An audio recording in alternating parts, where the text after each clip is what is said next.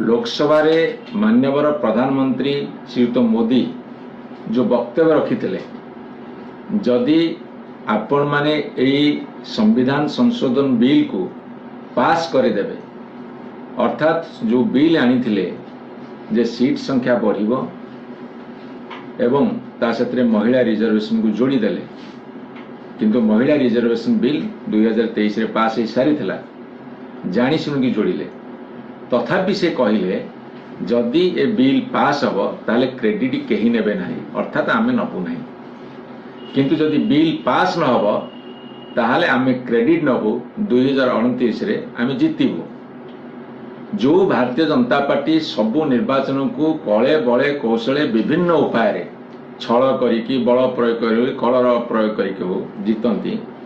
से माने कोन एते साधु संत धर्मात्मा महात्मा ही गले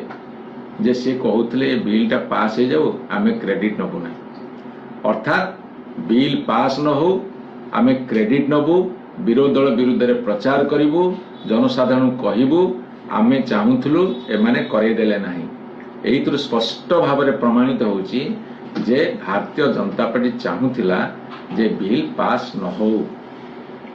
बिल पास न हेले जेमिति बिल उपस्थापित हवा पूर्व प्रचार आरंभ करथिले गतकाली बिल जेतरे काट खाइला से सांगे सांगे पूर्व प्रस्तुत होगी थिले आमे सांगे सांगे भारत वर्ष रे आंदोलन आरंभ करिवु पूरा एमाने एते सिस्टमेटिक पार्टी 5 घंटा भितर मध्य आंदोलन करदे भारत वर्ष सारा अर्थात बहु पूर्व एमाने प्रस्तुति जारी रखिथिले बिल पास हब नाही आमे मुद्दा पाई जिवु विरोध दल विरुद्ध रे आमे प्रचार करिवु एला प्रथम कथा। द्वितीय कथा मु कहि रखिया को चाहे Bharatiya Janata party जेतेबेले चाहिबो bill pass करिया पे सेमानकु विभिन्न प्रकार तरीका जना अछि पास कर दे पारिबे। देखंतु जेते राज्यसभा निर्वाचन होछि भारत वर्ष विभिन्न राज्य रे कळे बळे कौशले से वोट नहीं जाउछ ना नहीं मु से दिगो को जीविनी किंतु बिल पास करिया पे जो उद्यम करिया कथा जे विरोधी दल को कॉन्फिडेंस को नबा तांको साथरे बारंबार आलोचना करिया विभिन्न दल साथरे से जातीय दल होंतु बा आंचलिक दल होंतु एवं समस्त को बिल रो उपकारिता संपर्क रे एवं ता भितरे किछि अभिसंधि मूलक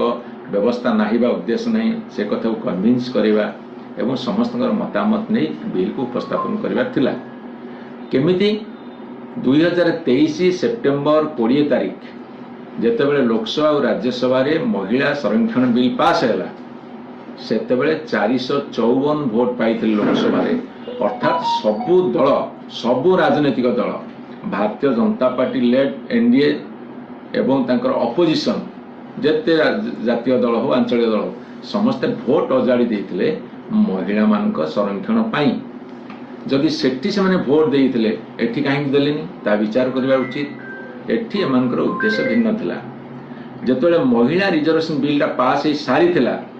एठी आवश्यक किछि नथिला एठी 543 सीट अछि 850 सीट हो लोकसभा रे एक तो मुझे स्पष्ट करछि राज्यसभा सीट बढ़ौ नथिले लोकसभा रे बढ़ौथिले विधानसभा रे बढ़ौथिले किंतु राज्यसभा रे बढ़ौ नथिले या गोटे दिग जदि 543 रे तुमे 33% करिबो 2029 मसिया निर्वाचन पे तेबे तुमे सीट बढ़िले केते न बढ़िले केते 33% बा 1/3 महिला मानक पे सीट रिजर्व रहइबो 2029 सुधा तेणु महिला बिल से संपर्क नहीं महिला बिल ऑलरेडी पास ही सारी सबु राजनीतिक दल सहमति रे 454 भोट पाई पास होती तेणु एठी प्रश्न उठुची से एभली भाव में करथिले जे डिलिमिटेशन साथी रे महिला को जोड़ी देले डिलिमिटेशन जतले पास ही पारिबनी बा सीट जतले वृद्धि ही पारिबनी महिला ना रे माने पार पाइबे अर्थात बिल किंतु पास न हो एमाने विरोध दल को केमी हमला करेंगे आक्रमण करेंगे सत्य जमी एमाने सेवियर आउ कहीं किसी कर धारणा सृष्टि करने चंचकतापूर्ण बिल आनी थे।